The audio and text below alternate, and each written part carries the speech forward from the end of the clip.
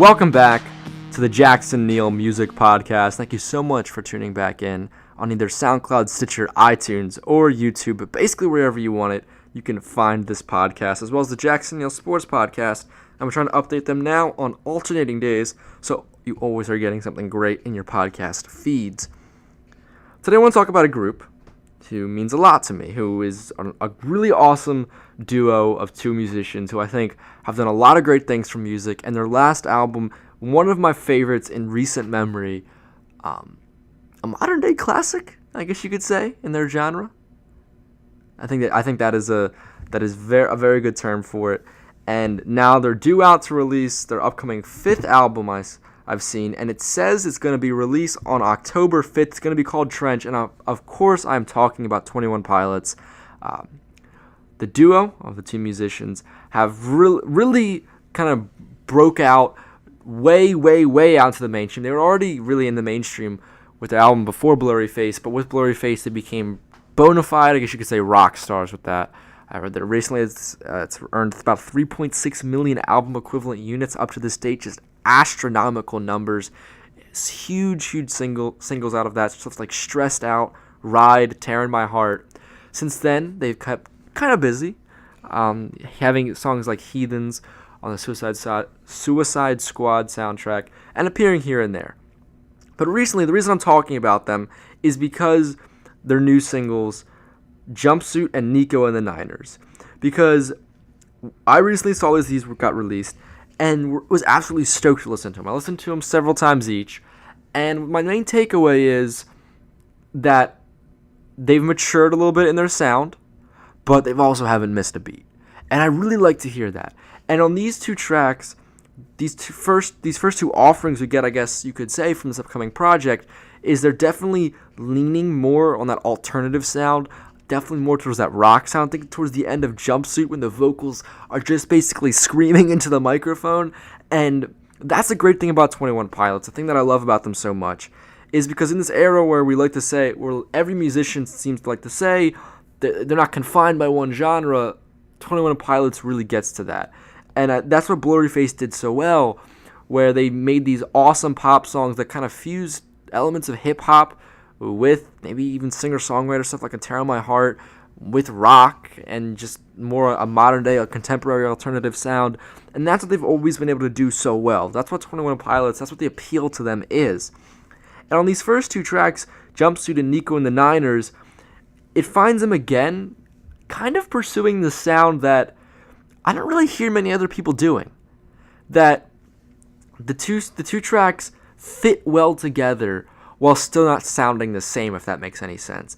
And that's one key difference. That's one key thing that Blurry Face did very well, is that at no point did I find myself listening to that album saying, this song really doesn't fit.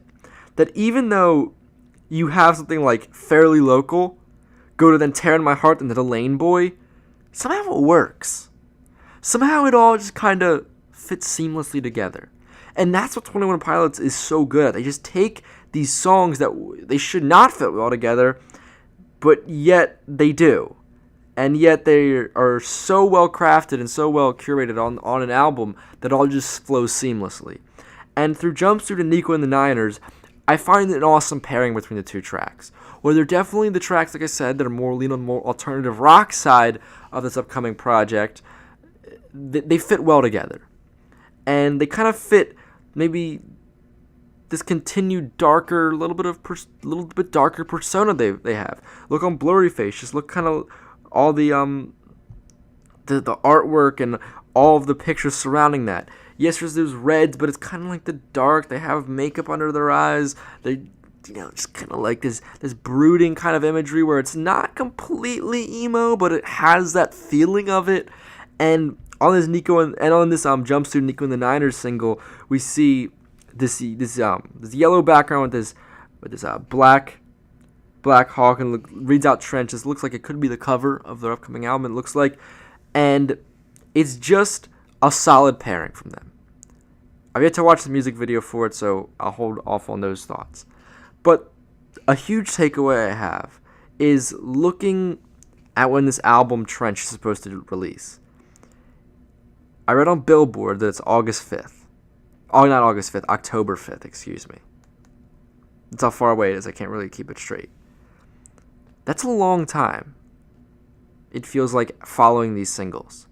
Because when a band, or anybody for that matter, release singles, you need to kind of space it out appropriately. And you don't want to fall into that trap of what happened with Lil Uzi Vert releasing EXO Tour Life in like February and coming out with his album in August.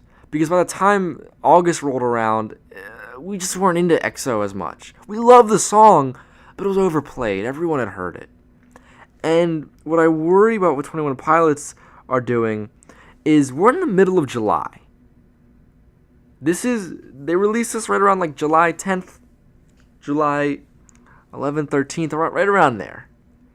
So this is early mid-July, and they're shooting for an early October release date. That's 3 months. That's 3 months with 2 songs to hold your fans over. So what I have to say is, unless 21 Pilots are coming out with something new within that time, that's too long. That's too long for them to wait from dropping these singles to going in to Trench. At most, I could have understood maybe releasing Jumpsuit 2 months prior, Nico and the Niners a month prior, but even then, you want to, in this fast-paced world where we forget everything so quick, I don't know by the end of August if people are going to still be listening to these tracks daily or frequently. And I would have preferred, as a fan of their music, as just somebody who was looking at the music industry and seeing how quickly people consume their music and how quickly they move on from things, they should have spaced this out better. Because there's too much space as of right now between these singles and the album. That much is for certain. That when there's this much space, it's going to be really hard as fans to have them fit seamlessly into a project. Because we're going to get so used to hearing Jumpsuit with Nico and the Niners as fans. We're going to play this a little ton for the next month, and then a couple times, kind of every once in a while for the 2 months then, leading up to the album, and a little more right before the album, that by the time Trench is released, we just are tired of these 2 tracks, and they might just become skippable in the full length. And I don't want to see that happen. You want to see the singles help the full length, but still get to that LP and say, okay, I'm listening to this song and I don't want to skip it.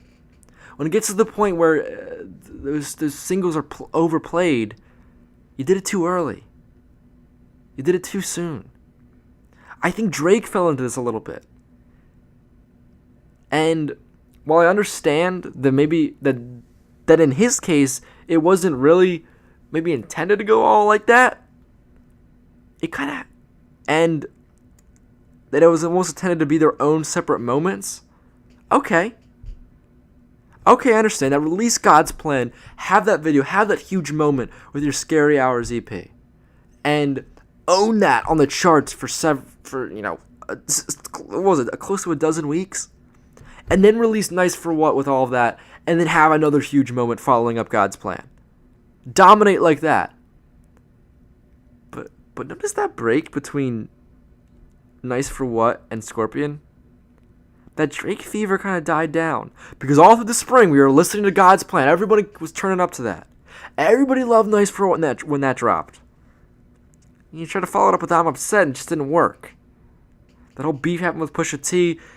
And yes, Scorpion did awesome.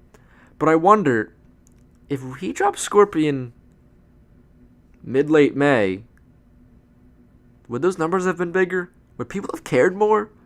Did that month from late May to late June die down a lot of the excitement? Because in my mind it did.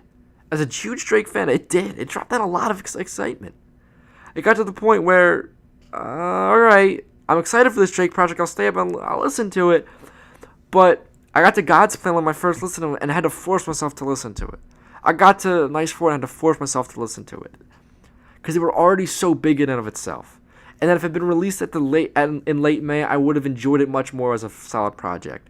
And with 21 Pilots releasing Jumpsuit with Nico and the Niners right now, and then waiting possibly till October. See, I keep saying August because in my mind that's a normal release date schedule, but October 5th is just absolutely ridiculous. There's going to be too much time between now and then with just these singles. They're going to become overplayed, they're going to become played out, and it's not going to fit well into this full-length project, just for that reason. It's going to be received poorly, and it's never going to recover from that.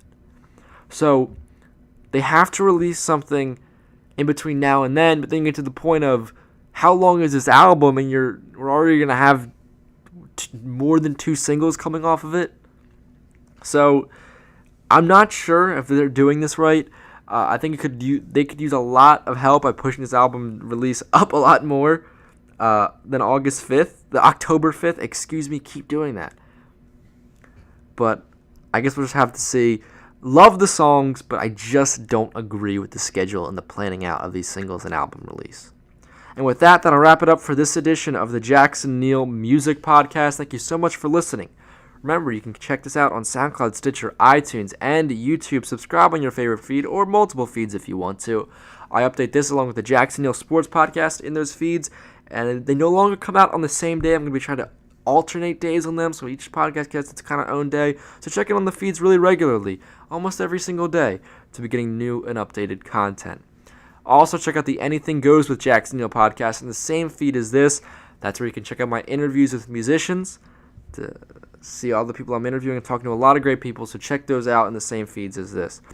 Follow me on Twitter and Instagram at JacksonNeill20 to see when Anything Goes will be on the air on 107.9 FM, who I'm interviewing, extra snippets from that, and a lot more great stuff. So at JacksonNeill20 on Instagram and Twitter. Thank you so much for listening. I'll see you all next time.